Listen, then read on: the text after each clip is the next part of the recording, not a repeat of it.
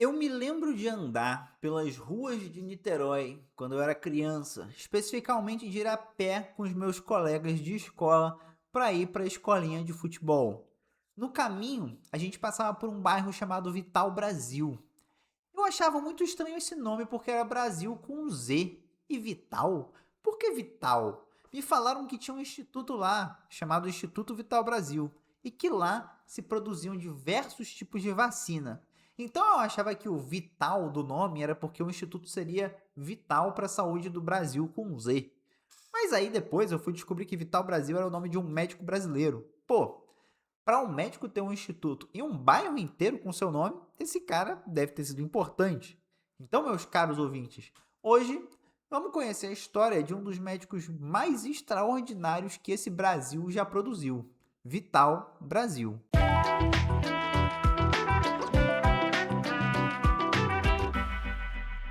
Acho que vale começar do nome, né? Que nome estranho, né?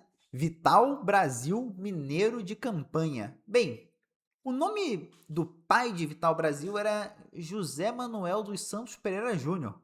A sua mãe, Maria Carolina Pereira Magalhães. Nenhum deles tem Brasil, Campanha ou Mineiro no nome. Acontece que os pais de Vital Brasil tinham uma mania curiosa de colocar nome nos filhos que representassem as coisas relacionadas ao nascimento. Vital Brasil nasceu no dia de São Vital. Pois é, nem eu sabia que esse santo existia. No país Brasil, em Minas Gerais, na cidade de Campanha.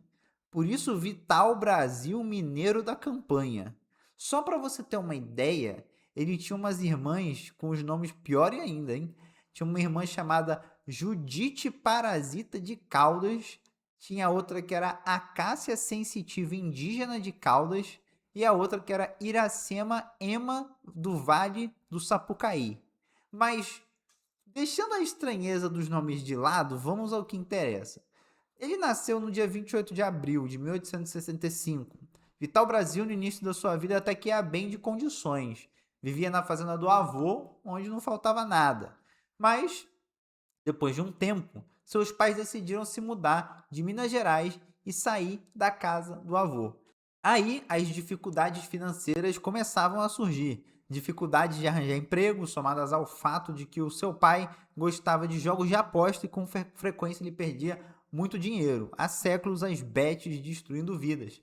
Isso fez com que Vital Brasil passasse por muitas dificuldades e teve que trabalhar bastante. Resumindo, Vital Brasil cresceu pobre. E eu digo isso porque Vital Brasil queria ser médico. Porém, só existiam duas faculdades de medicina na época, no Rio de Janeiro e na Bahia. Então ele ia ter que estudar, juntar dinheiro e trabalhar para poder tentar ingressar na faculdade e depois dar um jeito de trabalhar e estudar enquanto fizesse faculdade para conseguir se sustentar. Um parênteses aqui. Eu sei que muitos ouvintes vão se identificar com isso, outros nem tanto. Mas o tanto de gente que conheço que tem uma situação parecida com que a que Vital Brasil teve 2 séculos atrás, inclusive gente que até hoje não consegue terminar uma faculdade porque, mesmo sendo pública, a permanência estudantil não é garantida, não é pouca gente não, viu? E voltando a Vital Brasil, para se preparar para tentar entrar no curso de medicina, ele se tornou professor de um curso onde ele dava aula de graça para uma turma primária para poder, em troca, assistir às aulas da turma secundária. Era como nos dias de hoje, se ele tivesse dado aula de graça para o ensino fundamental para poder estudar no ensino médio.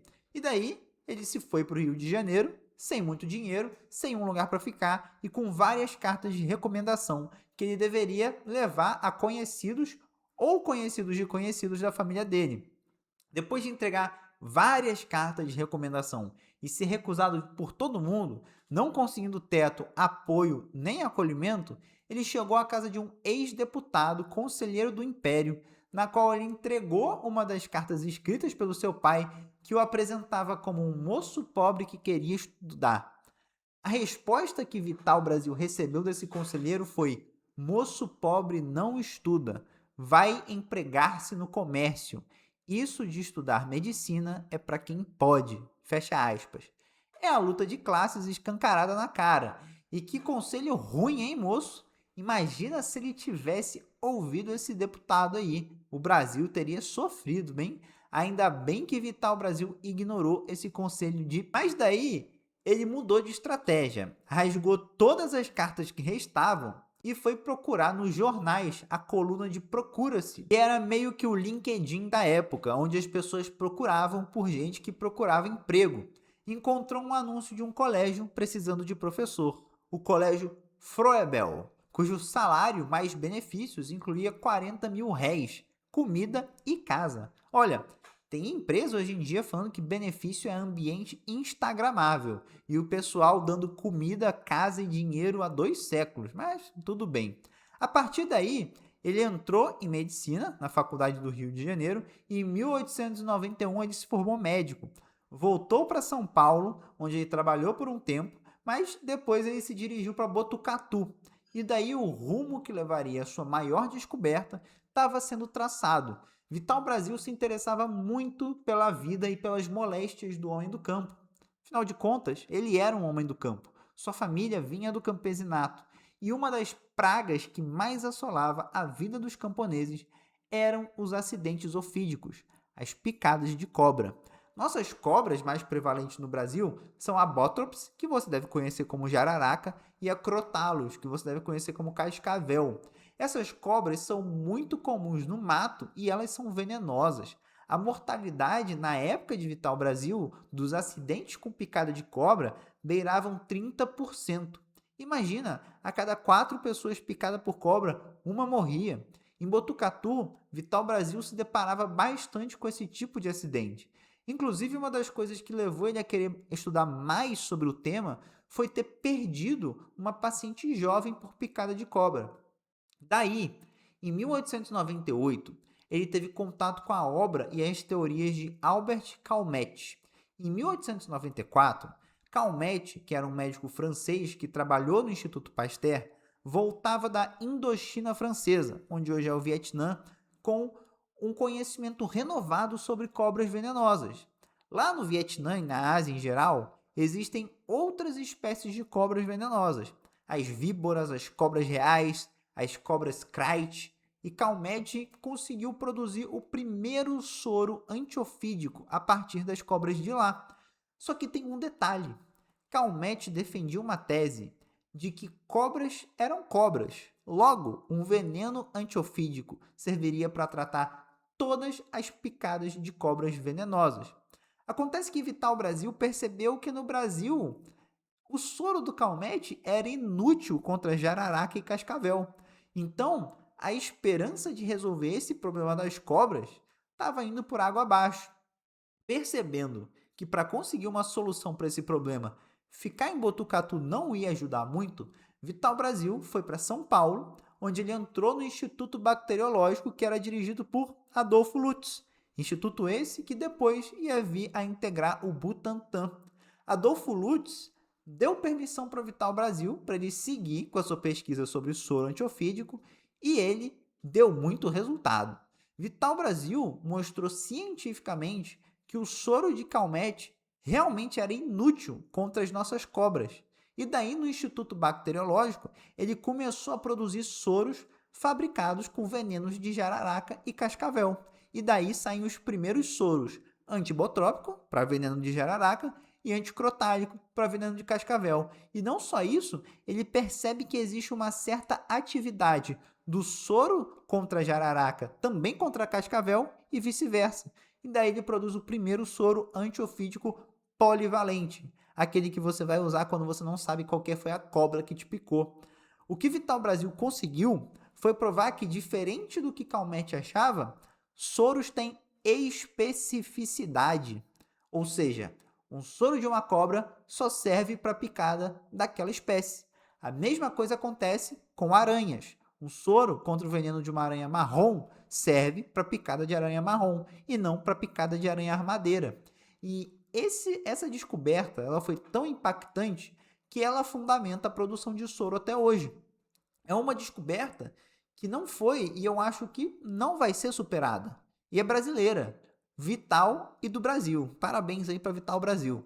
Adolfo Lutz percebeu a importância dessa descoberta. Ele estava ligado, ele não era moço bobo, e ele logo solicitou ao governo do estado de São Paulo que fosse criado um instituto especificamente para que pudessem ser desenvolvidos os trabalhos e as pesquisas relacionadas à produção de soros anti-peçonha. E assim, tem que ser um lugar grande, porque você precisa manejar cobras e cavalos. É através dos cavalos que se produz o soro. Acontece que antes de partirmos para a criação desse misterioso instituto, teve um desvio no caminho. Um surto de uma doença desconhecida se alastrou no Porto de Santos e Vital Brasil foi encaminhado para lá para descobrir o que estava acontecendo e tratar a população. Acontece que Vital Brasil descobriu que a doença que estava devastando o Porto de Santos em 1899 era um surto de peste bubônica.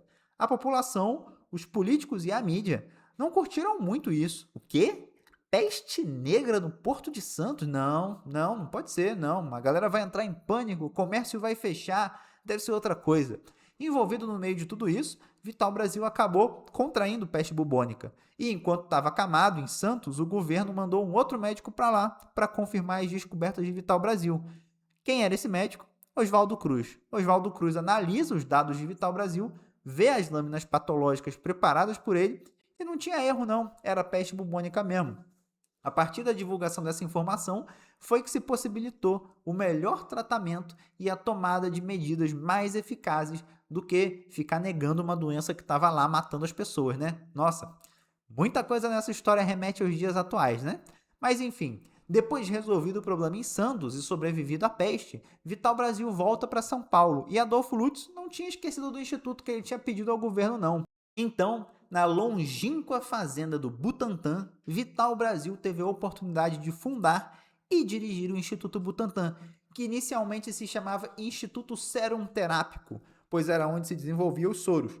O instituto virou referência nacional e internacional na produção, não só de soros antiofídicos, mas vacinas anti-raiva, antitétano, antidifteria e febre tifoide.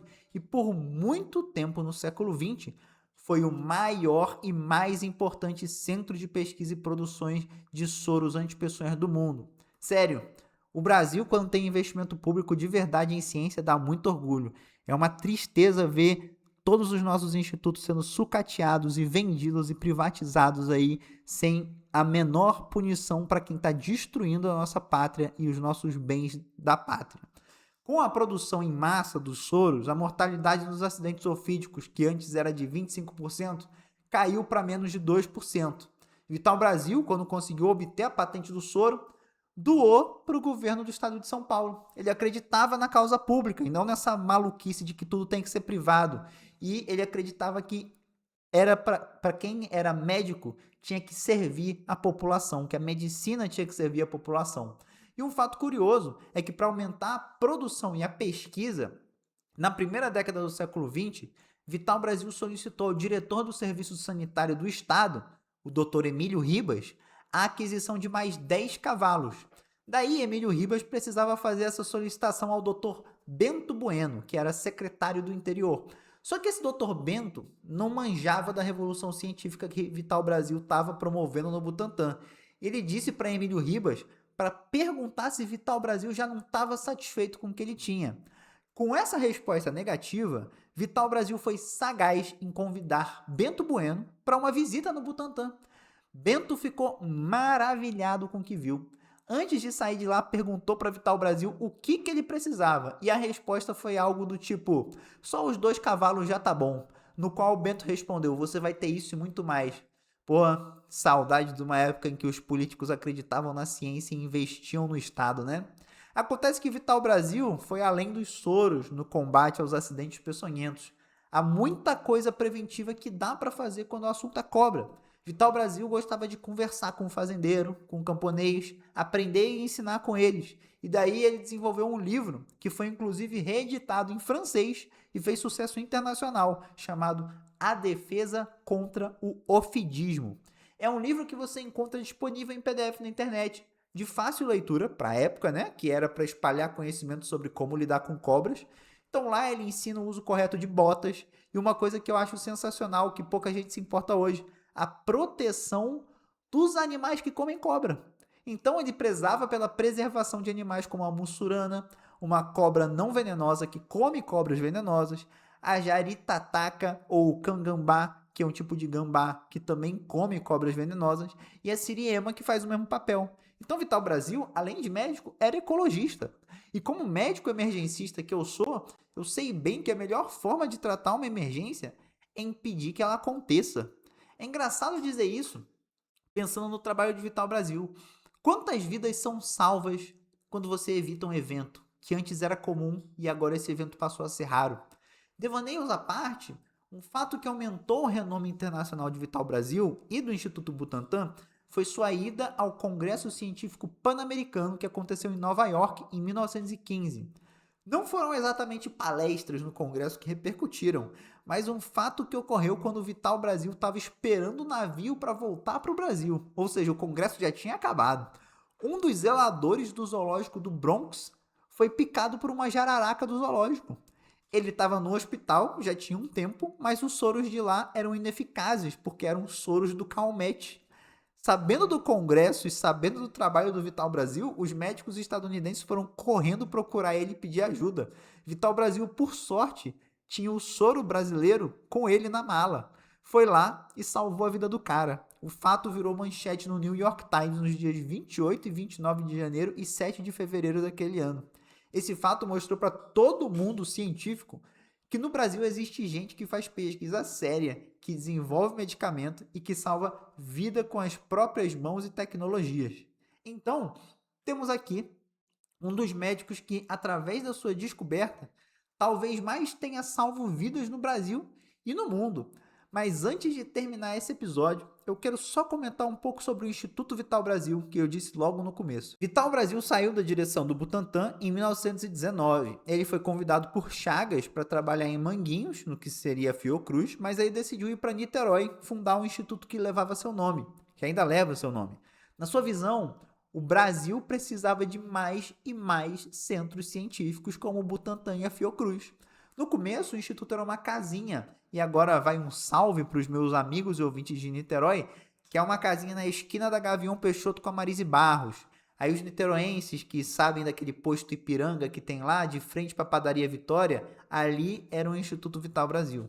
Mas óbvio que depois do crescimento do Instituto e o renome que ele passou a ter, ainda hoje sendo um centro de pesquisa e produção importantíssimo para abastecer o país com vacina e soro anti-raiva e soros anti-peçonhas, o Instituto acabou mudando de lugar. O prédio atual foi arquitetado por um dos filhos de Vital Brasil. E, bem, gente, é isso. Eu espero que vocês tenham gostado de saber como é que foi essa saga espetacular e brasileira para a descoberta da especificidade dos soros anti-peçonhas, da criação do Butantan, do Instituto Vital Brasil e do salvamento da vida de um zelador do zoológico de Nova York durante um congresso científico pelas mãos de Vital Brasil. Se você gostou desse episódio, você já sabe. Compartilha com quem você gosta. Se não gostou, compartilha com quem você não gosta. O importante é compartilhar conhecimento. Eu fico por aqui e até a próxima.